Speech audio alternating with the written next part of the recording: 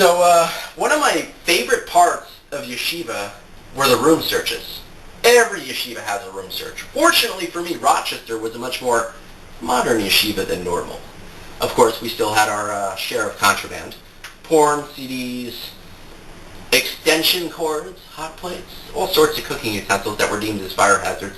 Even though they didn't have batteries in the smoke detectors, I always found that kind of odd that they would take away extension cords. They were fire hazards, but there were no batteries in the smoke detectors, and there was all sorts of fire hazardous stuff going on. But really what I wanted to talk to you about was the porn, because, let's face it, sex sells, and porn in yeshiva was like a big deal, because you're trapped in a yeshiva with a bunch of guys, and since only 10% of the population is gay, the other 90% of the population has to get out its sexual frustration somehow.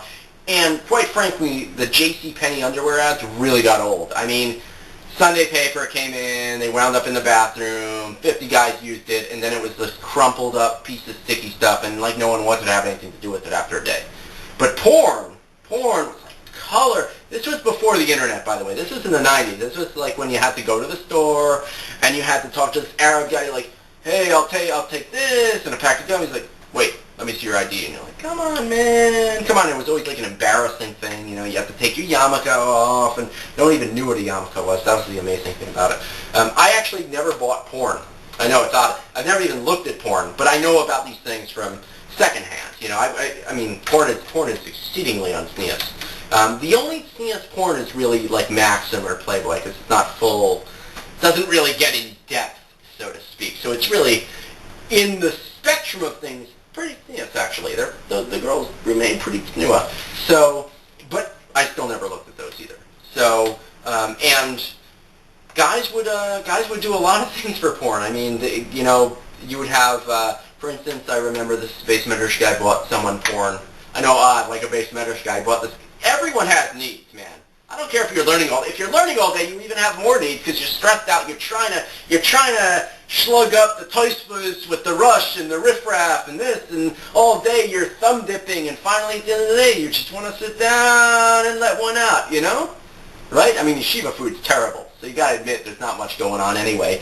I had my bike, so for me, my sexual frustrations were released, onto my bike seat, so it was great. Not in that way, you perverts. So guys kept porn in a lot of strange places. We had the Freezer Boy.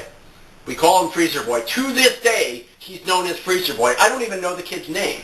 But there's this guy named Freezer Boy who went to Rochester, and he got caught with porn in his freezer.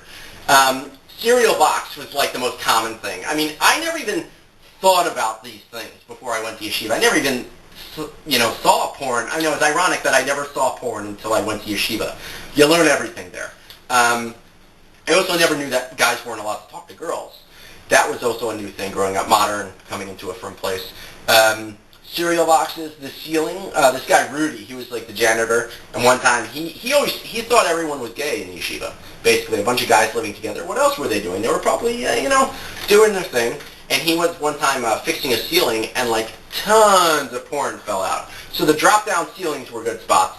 Mattress was so classic that you really couldn't.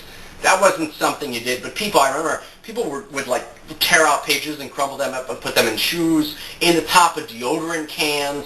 The heaters in the downstairs bathroom, anyone who went to Rochester know that the heater, you can shove it up the back. They were steam heaters, but you pull them out and they were all like, kind of like condensated and crunchy and weird and stuff. And I never even thought about the cleanliness aspect of this, porn bathroom situation. But in early years, when you got caught with porn, you just got a musser speech. You got this like, you're neshama, you're going to get up to Shemayim, the base in Shamala, and you're going to boil on your own semen. Do you want to boil on your own semen? You don't want to boil on your own semen.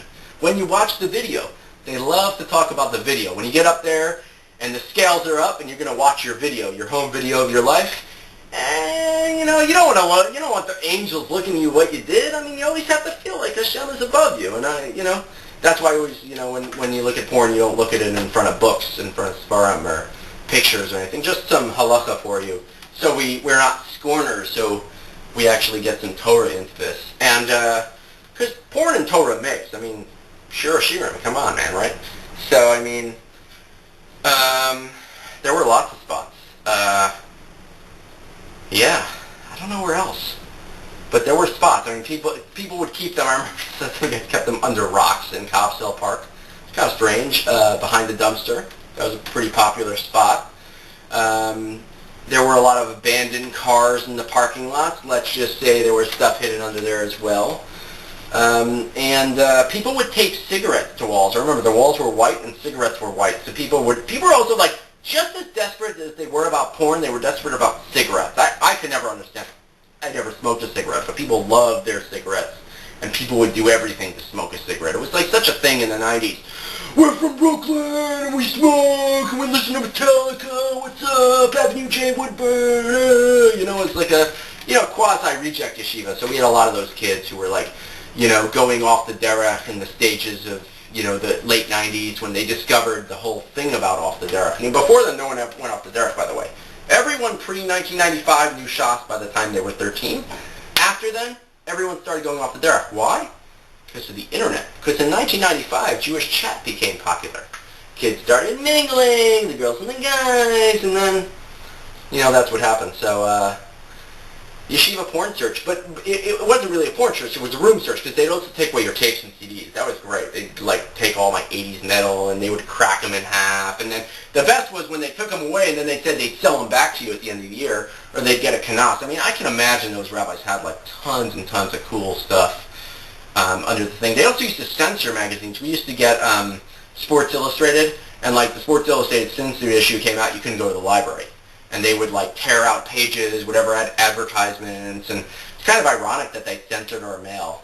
And if you got a letter from a girl, this doesn't really have to do with room searches, but while I'm on this, if you got a letter from a girl, they thought it was from a girl, Rosh Yeshiva would call you in and he would read it publicly out loud to you.